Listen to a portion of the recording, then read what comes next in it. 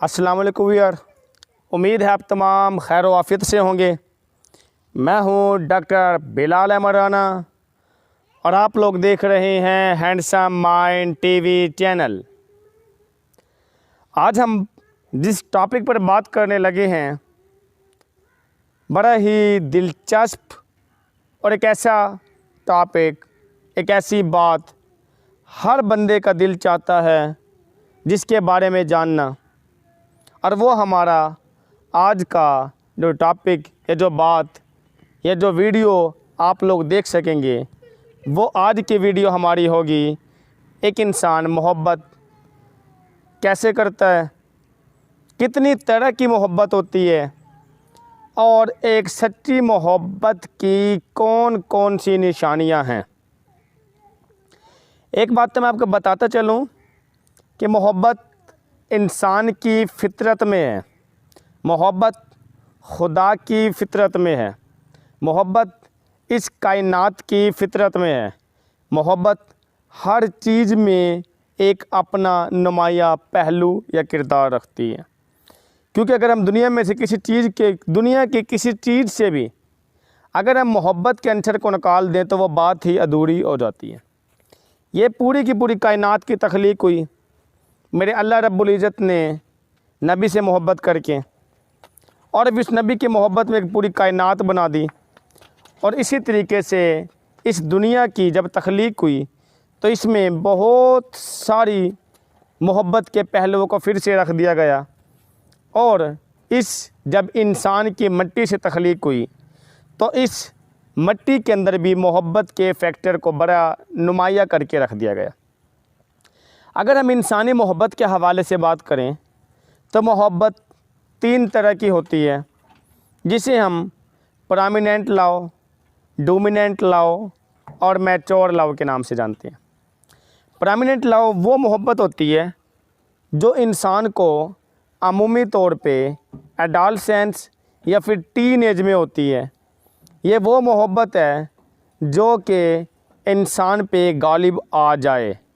मसलन इस मोहब्बत में इंसान को, चाहे वो मेल हस्ती है चाहे वो फ़ीमेल, कुछ भी दिखाई नहीं देता और उसको उस मोहब्बत के अंदर जिस चीज़ से हो उसको हासिल करने के लिए वो हर हद तक जा सकता है, हत्ता कि किसी की जान ले सकता है या किसी के लिए जान दे सकता है। ये जो मोहब्बत है इसके अंदर तो बात ही ख़त्म हो गई कि ये मोहब्बत ही ब्लाइंड है। और इस मोहब्बत की, वैसे तो मोहब्बत सभी ब्लाइंड है, लेकिन ये कुछ ज़्यादा इंटेंस लेवल की ब्लाइंड है कि इस मोहब्बत के अंदर इंसान को कुछ भी दिखाई नहीं देता, ना अपना नफ़ा ना अपना नुकसान, और अपनी जान को देने के लिए वो हर दम तैयार रहता है। जो दूसरी मोहब्बत है डोमिनेंट लव, उसमें इंसान मोहब्बत पे गालिब आता है। और जब इंसान मोहब्बत पे गालिब आता है तो वो थोड़ा सा समझदारी का मुजाहिरा और थोड़ा सा मैच्योर लेवल पे रह के करता है। यानी जो पहली मोहब्बत होती है वो अमूमी तौर पे टीन एज में होती है, जिसके अंदर 13, 12, 14 या 19, 17 इस एज के अंदर। जो दूसरी मोहब्बत होती है वो अप्रोक्सीमेट आफ्टर 20 या 20, 22, 25, 30 साल तक की उम्र हो सकती है, जिसके अंदर इंसान मोहब्बत पे गालिब आता है, मोहब्बत इंसान पे गालिब नहीं आती। और कॉमन सेंस है, जब इंसान मोहब्बत पे गालिब आ जाए तो वो अपना कोई नफ़ा नुकसान इतनी आसानी से नहीं करता। वो अपने हर नफ़े नुकसान को देख रहा होता है, समझ रहा होता है और उसके मुताबिक वो मोहब्बत करते हैं। जबकि जो तीसरी मोहब्बत है वो फुली मैच्योर लव कहलाती है। इसके अंदर इंसान का मुकम्मल तौर पे एज वाइज भी वो मैच्योर हो चुका होता है और मोहब्बत के तमाम पहलुओं को बड़े मैच्योर लेवल से डील करता है, जिसके अंदर अमूमी तौर पे बंदे की उम्र 30 साल से ज़्यादा, 35 साल, 40 साल, 45 साल या आफ्टर 30 ईयर हो सकती है। इस मोहब्बत में मैच्योर लव क्यों कहा गया? क्योंकि इस मोहब्बत में इंसान अपने सारे नफ़े नुकसान को देखता है। वो देखता है कि कोई उसके लेवल के मुताबिक, उसके मायार के मुताबिक, उसके क्राइटेरिया के मुताबिक, उसके दुनियावी तकाज़ों के मुताबिक, उसके माशरती और बाकी दीनी, फैमिली, घरेलू सारे हालात के मुवाफिक और मुताबिक देख रहे होते हैं। अब थोड़ी सी साइकी तो आप लोगों को यहाँ से समझ आ गई होगी कि इंसान की जो मोहब्बत की एज है वो उसकी ख़ासियतें भी बताती है कि वो इंसान किस तरह का होगा। अब हम आगे की तरफ आते हैं कि कैसे पता चलता है कि इस इंसान को हमसे खालिस मोहब्बत है या कि 2 नंबर मोहब्बत है।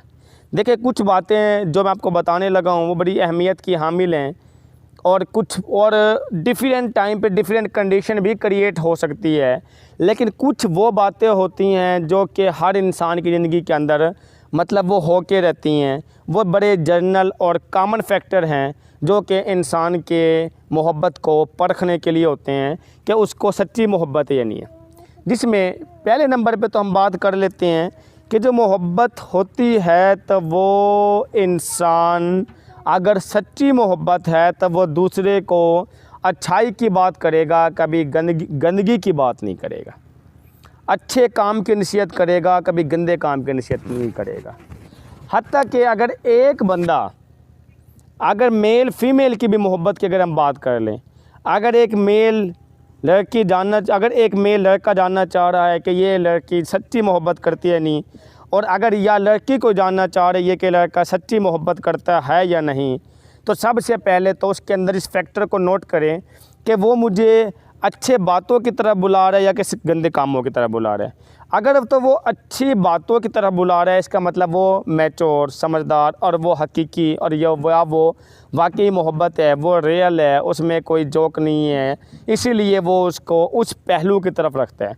और अगर उसको गंद की तरफ बुला रहा है या किसी भी ऐसे काम की तरफ उसको अट्रैक्ट कराता है जो कि इस सोसाइटी का, इस मज़हब का, इस दीन का या हमारे मुआशरे का हिस्सा नहीं है, तो इसका मतलब उसकी मोहब्बत में शक पाया जाता है। क्योंकि जिससे सच्ची मोहब्बत होती है तो उसके लिए हम हमेशा अच्छा और पॉजिटिव सोचते हैं, और जो गंदगी की तरफ बुलाने का पहलू है वो इंडिकेट करता है गंदगी की तरफ, और ये गंदगी इंडिकेट करती है कि उसको हमसे कोई फ्यूचर कंसर्न नहीं है, इसलिए वो गंदगी की तरफ बुलाया जा रहा है। और जो गंदगी की तरफ बुलाता है तो ये एक इंडिकेशन है कि इसका मतलब ये सच्ची मोहब्बत नहीं हो सकती, ये सिर्फ टाइम पास की मोहब्बत है। दूसरी चीज़, जो अगर सच्ची मोहब्बत होगी तो उस सच्ची मोहब्बत के अंदर एक बंदा अपने आप को लिमिट रखेगा। अब लिमिट रखने से क्या मुराद है, वो अपने अल्फाज में और अपने किरदार में लिमिट रखेगा। वो ऐसे अल्फाज की अदायगी ही करेगा या करेगी जो कि उस वक्त की नौइयत के मुताबिक ठीक होंगे, और अगर वो ऐसे अल्फाज का चुनाव करे या ऐसे किरदार का चुनाव करे जो कि उस हालात में नहीं होना चाहिए था, तो इसका मतलब ये है कि वो भी एक इंडिकेशन है कि बंदे को हो सकता है कि टाइम पास की मोहब्बत हो। उसके साथ साथ जो तीसरी बात नोट करने की है, वो तीसरी बात ये है, जो सच्ची मोहब्बत होती है उसके अंदर इंसान को कुछ नहीं दिख रहा होता सिवाय अपने महबूब के, लेकिन वो खुल्लम खुल्ला अपने महबूब पे कोई अटैक नहीं कर सकता, कोई उसको किडनैप नहीं कर सकता, कोई ऐसी बात नहीं कर सकता, कोई ऐसी धमकियाँ नहीं दे सकता। एक मिसाल है, ठीक हो गया। हाँ, अलबत्ता जो पहली मोहब्बत है जो मैंने बताया टीन एज में होती है, उसमें तो वो तो बिल्कुल अंधा है या बिल्कुल अंधी मोहब्बत है, उसमें तो कुछ भी पता नहीं होता, किसी बात का एहसास नहीं होता, उसमें तो कुछ भी नहीं कहा जा सकता। उसमें तो सिर्फ एक ही पहलू होता है और वो ये है कि बस उस इंसान को किसी भी सूरत में उसको चाहिए वो चीज़, और उसकी निशानी ये होती है कि बस वो हर लम्हे उसकी तरफ खींचा चलाता है कि वो जहाँ हो जैसे हो वो उसके साथ रहना चाहता है, उसके साथ बैठना चाहता है, उससे गपशप करना चाहता है, उसके साथ उसको बैठ के खुशी मिलती है, उसके साथ उसको बातें करके खुशी मिलती है। ये सारी की सारी बातें हैं। जबकि जो अगर हम बात कर लें कि सच्ची मोहब्बत की, तो सच्ची मोहब्बत में एक पहलू ये भी है कि वो इंसान भी जिसको सच्ची मोहब्बत हो तो वो इंसान उसके साथ रह के कंफर्टेबल महसूस करता है या पुरसकून अपने आप को महसूस करता है। अब अगर एक बंदा किसी के साथ रह के मेंटली तौर पे अपने आप को सेटिस्फाई समझता है तो ये एक इंडिकेशन है सच्ची मोहब्बत की। और अगर एक बंदा अपने आप को डिस्कम्फर्ट फील करता है, बदसकूनी और बेचैनी की हालत महसूस करता है, इसका मतलब ये सच्ची मोहब्बत की नहीं बल्कि ये भी फ़ेक लव की लामतों में से एक इलामत है। फर्दर डिपेंड ऑन कंडीशन भी है कि कौन सा इंसान, उसकी नेचर किस तरह की है, क्योंकि जो इंसान की नेचर है वो बड़ी फ्लेक्सिबल है, वो एक लम्हे में क्या हो जाएगा अगले लम्हे क्या होगा, वो भी बहुत सारी बातें अहमियत की हामिल है। उसके बाद जो तीसरी थर्ड हम कह सकते हैं जो डायरेक्शन है सच्ची मोहब्बत को जानने का, वो ये है कि वो उसको दीन के पहलू की तरफ बुलाता है, या वो उसको इखलाक के पहलू की तरफ बुलाता है, या वो उसको इस्लाम के पहलू की तरफ बुलाता है, या वो उसको नमाज रोज़े की तरफ बुलाता है, या फिर वो उसको उस दीनी और इस्लामी पहलू का करने का हुक्म देता है, या वो कहता है कि आपने दीनी काम करने, आपने नमाज़ पढ़नी है, आपने बड़ों का अदब करना। अगर ये वाले फैक्टर शामिल हैं, इसका मतलब ये इंडिकेशन है कि वो सच्ची मोहब्बत करता है। और अगर ये इंडिकेशन नहीं है तो इसका मतलब वो फेक लव भी हो सकती है। उसके बाद चौथे नंबर पे, अगर एक इंसान बार बार बात करता है आपके मालो दौलत की, आपके महंगी रखे हुए मोबाइल, महंगे रखे हुए मोबाइल के साथ महंगी रखी हुई गाड़ी की, और बार बार ये वाली बातें करता है, तो इसका मतलब हो सकता है उसको आपसे सच्ची मोहब्बत ना हो। क्योंकि जो सच्ची मोहब्बत होती है उसके अंदर मादियत परस्ती का पहलू नहीं होता, उसके अंदर महंगा मोबाइल, सस्ता मोबाइल, महंगी गाड़ी, सस्ती गाड़ी, उसके अंदर अच्छे कपड़े, गंदे कपड़े पहनने का ताल्लुक़ नहीं होता, बल्कि वो इंसान हर हालत में आपको एक्सेप्ट करते हैं।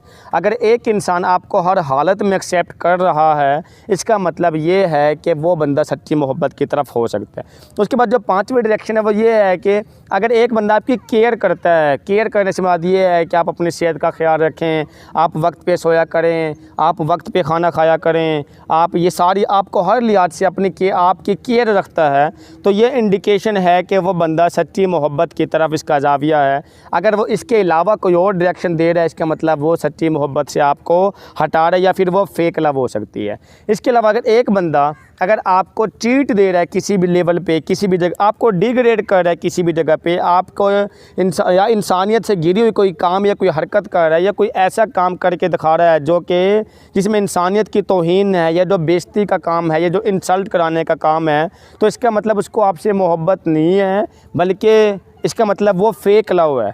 कभी कभार अगर ऐसा हो जाए कोई लाइफ में एक मरतबा, तो वो एक्सीडेंटल भी हो सकता है। लेकिन अगर एक बंदा बार बार आपको तजलील करता है, बार बार आपको नीचा दिखाता है, आपकी बेइज्जती करता है, आपकी इंसल्ट करता है, और साथ में दावे करता है सच्ची मोहब्बत को, तो फिर वो सच्ची मोहब्बत नहीं होती, वो भी फेक लव के अंदर शामिल है। उसके बाद अगर एक बंदा आपके साथ रह के आपके फ्यूचर के लिहाज से बात करता है, मुस्तकबिल के लिहाज से, फ्यूचर ऐसा होना चाहिए, फ्यूचर कैसा होना चाहिए, फ्यूचर में ये होना चाहिए, फ्यूचर में वो होना चाहिए, इसका मतलब ये इलामत है कि वो सच्ची मोहब्बत है। और अगर एक बंदा आपका फ्यूचर की बातें नहीं करता, वक्ती मज़ा लेने की बातें करता है, या वक्ती तौर पर ऐसी बातें करता है जो लुत्फ़ अंदोज़ करती हों, इसका मतलब वो आपके सच्ची मोहब्बत नहीं बल्कि वो फेक लव हो सकती है। उसके बाद अगर एक बंदा आपसे सारी सारी रात बात करता रहे, तो उसको ये ख्याल ही नहीं है, एक मिसाल के तौर पे कि रात के 3 बजे या 4 बजे या 5 बजे हैं, ठीक है। अगर एक बंदा इस दौरान अगर आपको, चलो अगर एक कभी कभार ऐसा हो गया तो कोई मसला नहीं, लेकिन अगर डेली रूटीन पे अगर एक बंदा आपसे सारी रात बात करता है और फिर आपको अच्छी बात का हुक्म भी नहीं देता, और ये भी नहीं कहता कि आप टाइम पे सोया करें, टाइम पे उठा करें, सुबह की नमाज़ पढ़ा करें, तो ये भी फेक लव की अलामत है। ये भी इंसान को मतलब उसके ये कह लो कि उसके क्रिटिसिज्म की तरफ ले जाने वाला पहलू है। जो सच्ची मोहब्बत होती है उसके अंदर हर इंसान दूसरे की केयर की, दूसरे की अच्छाई की, दूसरे को इखलाकी पहलू पे चलाने की, उसके साथ मुस्तकबिल में टाइम बिताने की, और इस हवाले से वो सारी की सारी बातें करता है।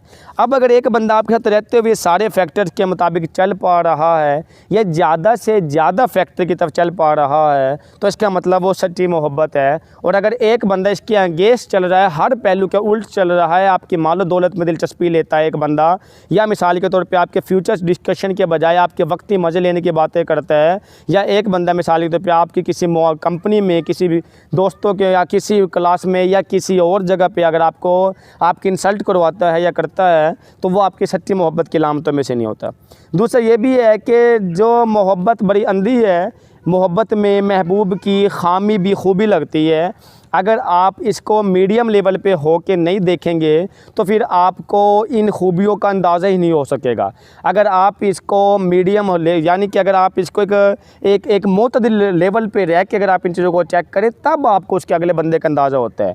अगर क्योंकि आपको तो मोहब्बत है, आप अगले को हो या है या नहीं है, तो उसको जानने के लिए आपने दरमियाना रवि के साथ एक नॉर्मल इंसान बन के इन पहलुओं को देखना, तब समझ में आएगा कि उसको मोहब्बत है या नहीं है। नहीं तो आपको तो सारी के साथ उसकी खामियां भी खूबियाँ लगनी है। जब उसकी खामियां भी खूबियाँ लगनी है तो फिर तो बात ही ख़त्म हो गई। फिर तो हो सकता है वो फेक और आपकी सच्ची लगती रहे। इसलिए बाद बंदों को सारी जिंदगी सच्ची लगती रहती है, बाद में धोखे हो जाते हैं। इसीलिए एक नॉर्मल लेवल पर रह के इन चीज़ों को देखें, समझें। अगर आपको एक नॉर्मल कॉमन मैन होने के नाते ये खासियतें मिलती है तो फिर वो सच्ची मोहब्बत की तरफ जाने वाली बातें हैं। मुझे उम्मीद है कि ये बात को सुनने के बाद काफ़ी हद तक आप लोग fake love and true love के बारे में जान चुके होंगे और आप अपनी ज़िंदगी के अंदर ऐसे लोगों की तरफ ज़्यादा अट्रैक्ट होंगे जो कि आपको अच्छाई की तरफ बुलाते हैं। कोशिश करें आप अपनी ज़िंदगी को संवारें, बेहतरी की तरफ लेके आएँ। इसके साथ ही इजाज़त दीजिए। अल्लाह हाफिज़।